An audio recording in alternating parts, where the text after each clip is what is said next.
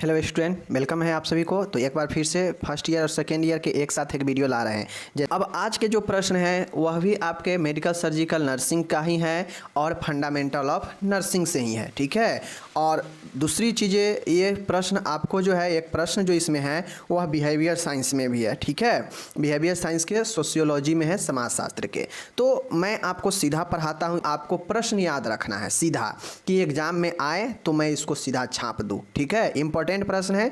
दो सब्जेक्ट को गोली मार दीजिए, आप सब्जेक्ट को दिमाग से हटा दीजिए कि ये फलाना सब्जेक्ट का है, ठीक है। आपको प्रश्न याद रखना है दिमाग में, चाहे आप फर्स्ट ईयर है या सेकेंड ईयर। समझ रहे हैं चीज़ों को? चलिए, और मैं आपसे वादा करता हूं कि कोई आपको फालतू चीज़ें मैं नहीं पढ़ाऊंगा, जो आपके सिलेबस में है वही आपको पढ़ाऊंगा। समझ रहे हैं चीज़ों को? आप देख लीजिएगा, फर्स्ट ईयर वाले, सेकेंड ईयर वाले MSN 2 में देख लीजिएगा, और फर्स्ट ईयर वाले जो है फंडामेंटल में देख लीजिएगा कि आपदा से रिलेटेड क्वेश्चन है कि नहीं, पढ़ना है कि नहीं, और एग्जाम में पूछा है कि नहीं, ठीक है। विशेष चलिए हम शुरू करते हैं। जिनको ट्रस्ट है उनको अच्छी बातें हैं, पढ़ रहे हैं, मैं बिल्कुल सही हूँ पढ़ाऊँगा। चलिए तो शुरू करते हैं। प्रश्न कैसे पूछेगा? आपके सामने में प्रश्न है कि आपदा से क्या समझते हैं, व्हाट इज डिजास्टर, एंड आपदा प्रबंधन कैसे करेंगे, इसमें नर्स की भूमिका बताएं।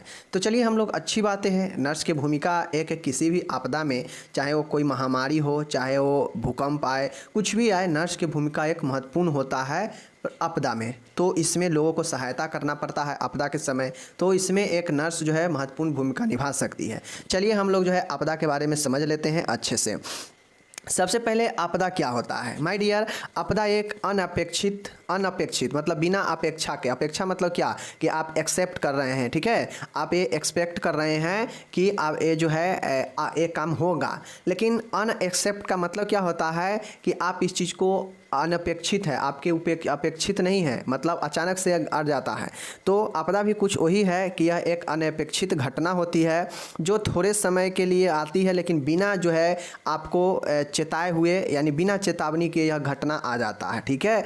एवं मानव जनित को अस्त व्यस्त कर देता है, यानी मानव जीवन को अस्त व्यस्त कर देता है, और साथ ही बड़े पैमाने पर यह जो है जान माल की हानि और नुकसान पहुँचाता है। यही आपदा होता है। आपदा का मतलब ही है कि घटना, एक ऐसा घटना जो बिना बताए हुए अचानक से घटित हो जाए, और घटित होने के बाद बड़े पैमाने पर धन की, माल की, जाल की, सब की हानि करे, और यही जो है आपके घटना जो है आपदा कहलाता है। समझ रहे हैं चीज़ों को? तो यही आपदा होता है। अब जो घटना होता है, चाहे वो मानव निर्मित आपदा हो, चाहे वो प्राकृतिक आपदा हो, मानव भी अगर कोई चीज़ षड्यंत्र करके कोई आपदा जो है लाता है, तो कोई व्यक्ति कहता है कि हम जा रहे हैं फलाने जगह पर बम पटकने, कोई कहता है? ऐसा बात नहीं कहता है। तो यह मानव निर्मित आपदा हो जाता है, जो मानव के द्वारा जो है घटना किया जाता है। और जो प्रकृति के द्वारा किया जाता है वो प्राकृतिक आपदा होता है, जैसे भूकंप आना, सुनामी आना, ठीक है। अचानक से जो है आपके भयंकर मूसलाधार बारिश होने लगना, बाढ़ आना, समझ गए ना, चक्रवात, तूफान, ये सब प्राकृतिक आपदाएं होती है, समझ गए। तो ये जो प्राकृतिक आपदाएं हैं, ये सब अलग अलग वर्गीकरण है आपदा का, तो उसमें आपको बताएंगे। फिलहाल ये समझिए कि आपदा क्या होती है। तो आपदा एक ऐसी अनपेक्षित, मतलब अनपेक्षित जो है घटना होती है, जो थोड़े समय के लिए आती है और बिना किसी सूचना के, बिना किसी चेतावनी के घटित होती है, जिसमें बड़े पैमाने पर माल जाल की नुकसान होता है, और इसमें मानव जीवन जो है अस्त व्यस्त हो जाता है, और जो है इसी घटना को हम आपदा कहते हैं, ठीक है। अब इससे निपटने के लिए आपातकालीन सेवा की तीव्र आवश्यकता होती है। अब आप कहेंगे कि आपदा को हमें नर्सिंग में क्यों पढ़ना है? तो माय डियर, अगर आपदा को नर्सिंग में नहीं पढ़ा जाएगा तो आपदा चूँकि अचानक से आने वाला, आपात की स्थिति में आता है, यह अचानक से आता है, और जो काम है अचानक हो वह इमरजेंसी कंडीशन बनता है। तो आपात स्थिति में हेल्थ का सेक्टर बहुत बड़ा रोल निभाता है। देखते होइएगा, अगर बाढ़ वगैरह हो, या जहाँ लोग फंस जाते हैं बाढ़ में, या बहुत ज़्यादा ऐसे आपदा आ जाए जो लोगों को तबाह करने लगे, तो देखिएगा वहाँ पे विभिन्न प्रकार के कैंप लगे होते हैं लोगों को सहायता देने के लिए। उसी में से एक कैंप हेल्थ का भी, स्वास्थ्य के लिए भी कैंप होता है, जिसमें लोगों को ट्रीटमेंट वगैरह फर्स्ट एड किया जाता है। तो इसलिए ज़रूरी होता है पढ़ना। समझ रहे हैं चीज़ों को? चलिए, तो ये हो गया आपदा के बारे में हम लोग समझ गए।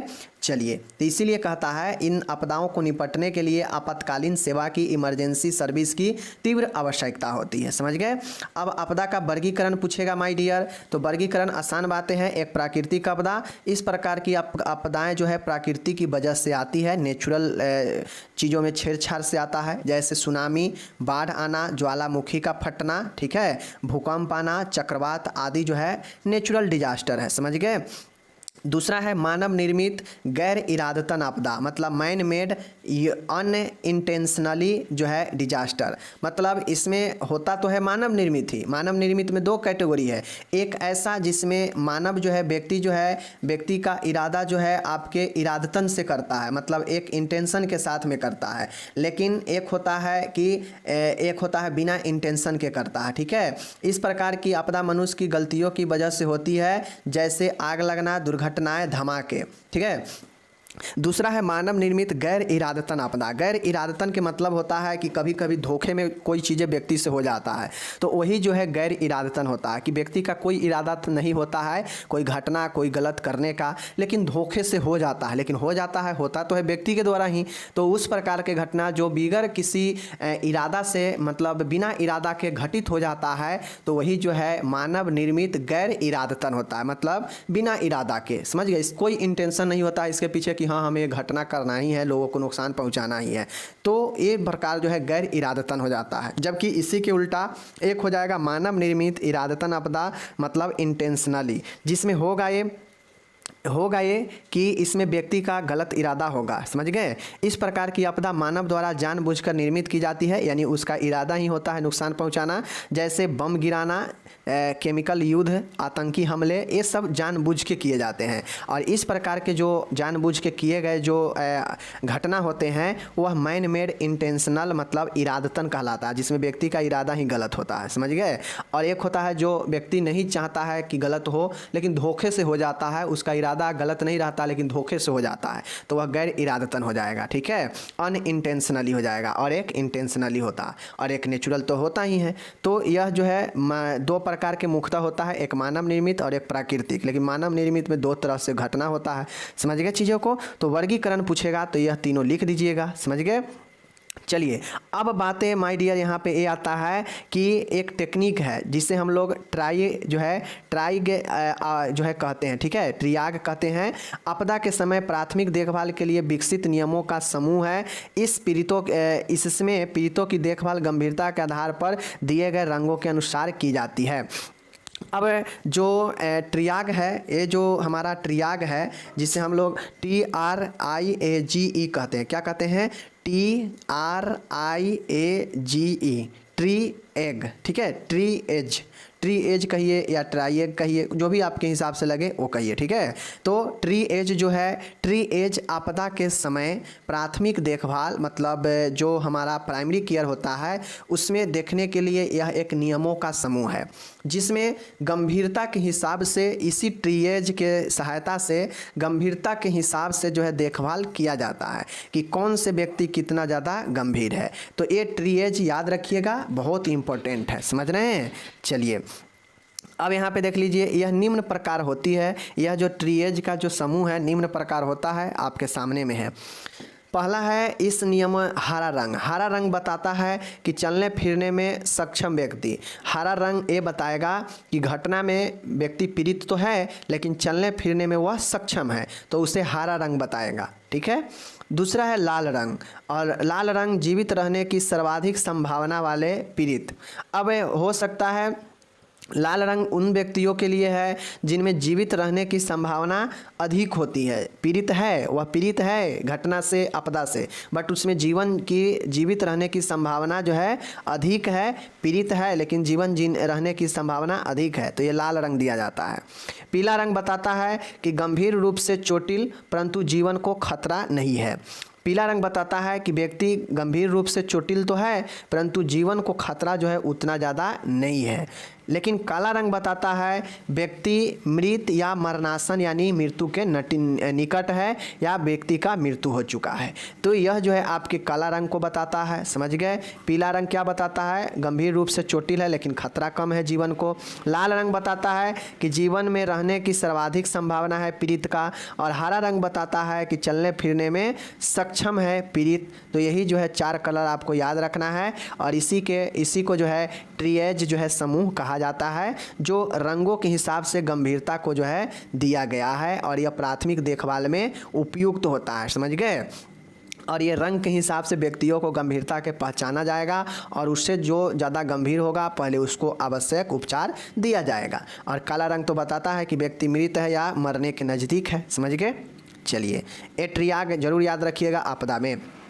अब महत्वपूर्ण पॉइंट आता है कि आपदा प्रबंधन में नर्स की भूमिका क्या होती है, role of nurse in disaster management. अब आप सभी से पूछेगा कि आपदा जो है प्रबंधन के बारे में बताइए, तो कहीं कहीं आपको दिखेगा आपदा प्रबंधन के चरण के बारे में पूछेगा। तो आपदा प्रबंधन के चरण पूछेगा ना तो कुछ नहीं करना है, मात्र 3 चरण होता है। अभी मैं मौखिक तौर पे बता देता हूँ क्योंकि इतना इम्पोर्टेंट है नहीं, लेकिन अगर आपसे पूछ दे खुदा न खास्ते तो याद रखिएगा कि आपदा प्रबंधन के 3 चरण प्रबंधन मतलब मैनेजमेंट, इसका 3 चरण होता है।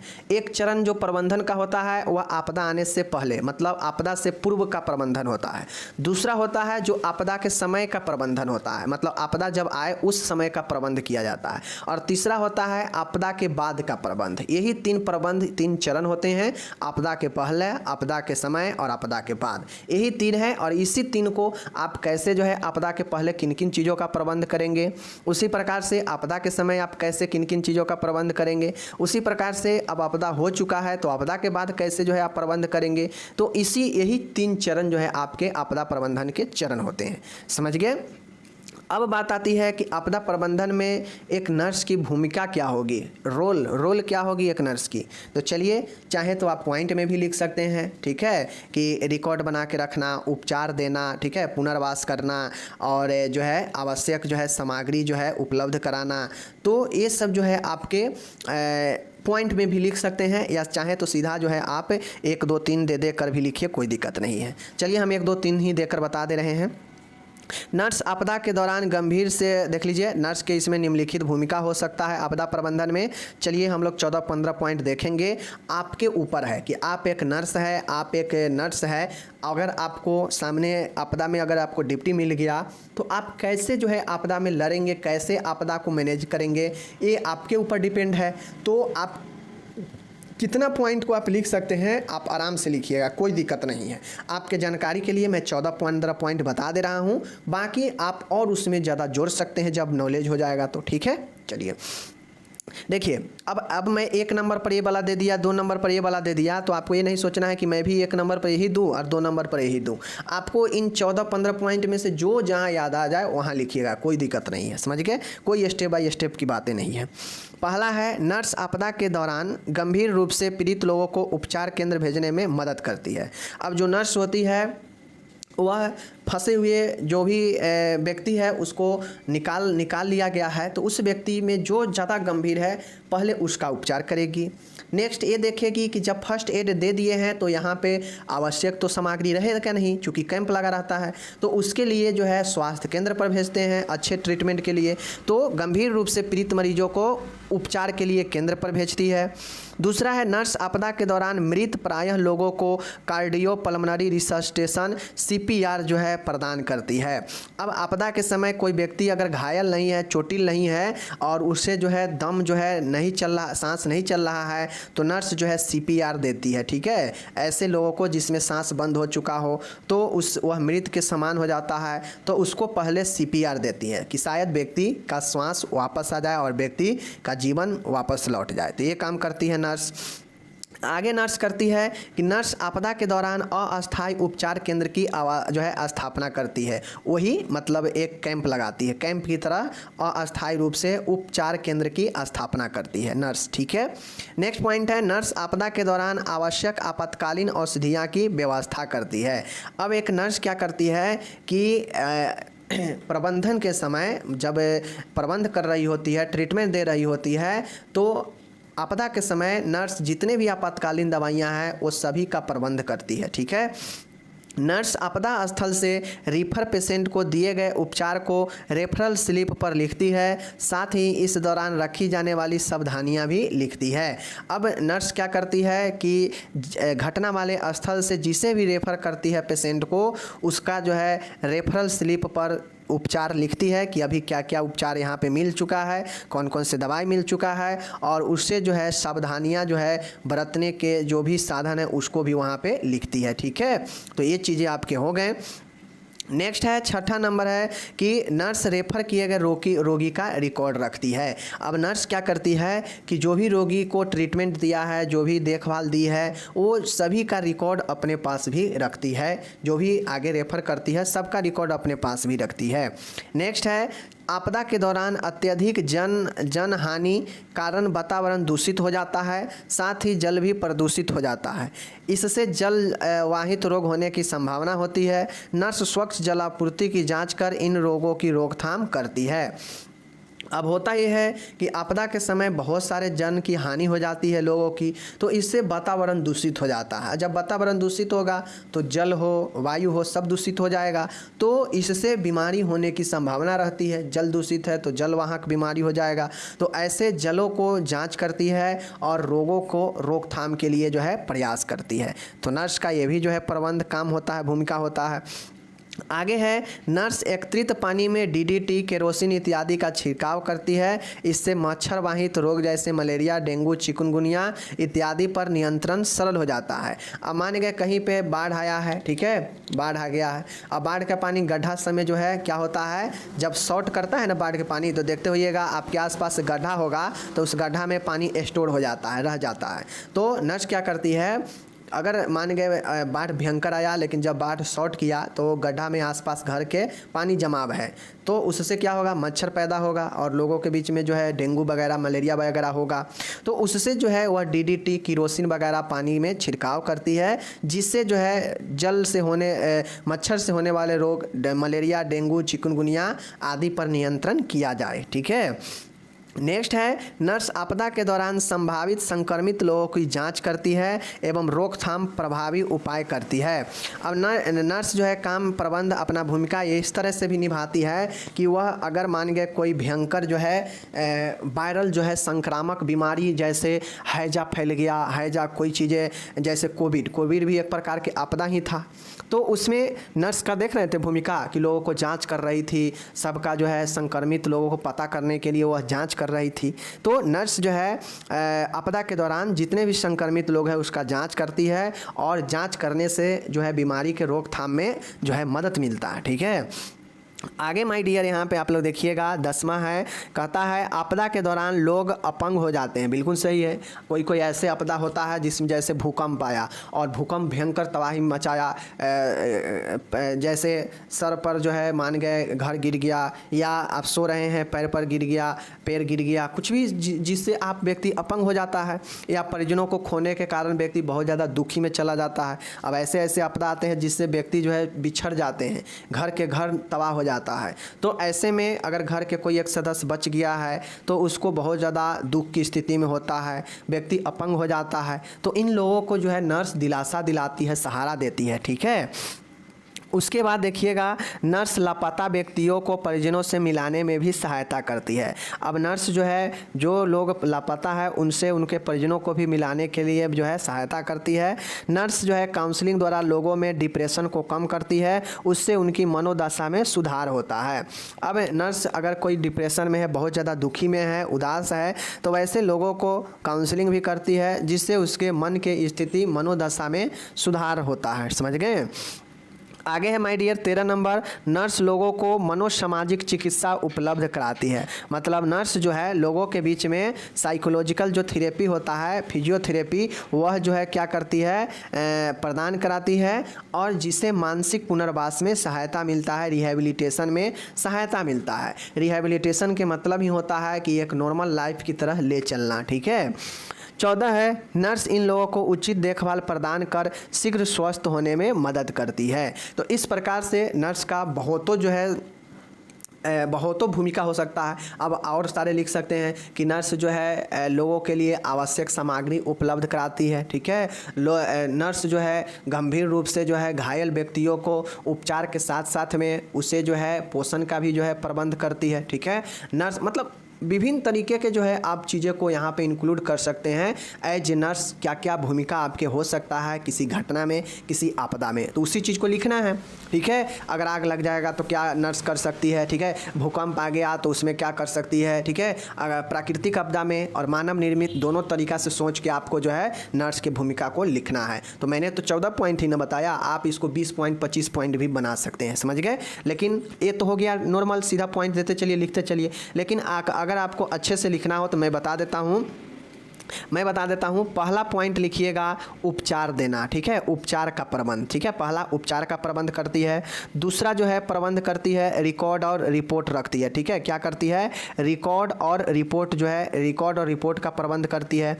तीसरा प्रबंध वो ये करती है रिहेबिलिटेशन का, पुनर्वास का जो है प्रबंध करती है, ठीक है। चौथा प्रबंध वो ये करती है कि वह अन्य जो है चीज़ों को प्रबंध करती है जिसमें ट्रीटमेंट, जिसमें विभिन्न प्रकार के सामग्रियों को उपलब्ध कराना, लोगों को पर साइकोलॉजिकल जो है सहारा प्रदान करना, ठीक है। तो अन्य देखभाल भी, अन्य प्रबंध भी करती है। तो उपचार का प्रबंध, रिकॉर्ड एवं रिपोर्ट रखना, रिहेबिलिटेशन में भूमिका निभाती है, ठीक है। मतलब उपचार में भूमिका निभाती है, रिकॉर्ड एवं रिपोर्ट रखती है, इसमें भूमिका निभाती है, पुनर्वास में भूमिका निभाती है, एवं अन्य जो है अन्य देखभाल में, अन्य जो है चीज़ों में भूमिका निभाती है। अन्य भूमिका में जो चीज़ें छूट जाएगा उसको लिख देंगे। तो इस सब में पॉइंट आपको लिखना पड़ता है। तो ये तो हो गया कि हम हेडिंग दे देकर लिखेंगे, तो ये चीज़ें हो गया। और डायरेक्ट अगर लिखना हो तो 15-20 पॉइंट ऐसे लिख सकते हैं। तो जैसे आपको सुविधा लगे लिखिएगा, लेकिन एग्जैक्ट चीज़ें लिखिएगा, आलतू फालतू की चीज़ें मत लिखिएगा।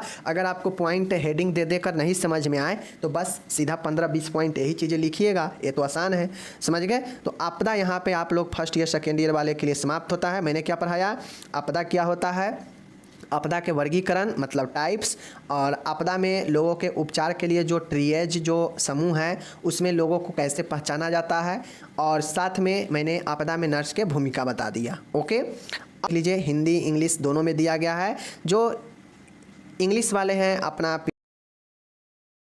बाकी हम मिलेंगे अगले वीडियो में आपसे, तब तक के लिए धन्यवाद।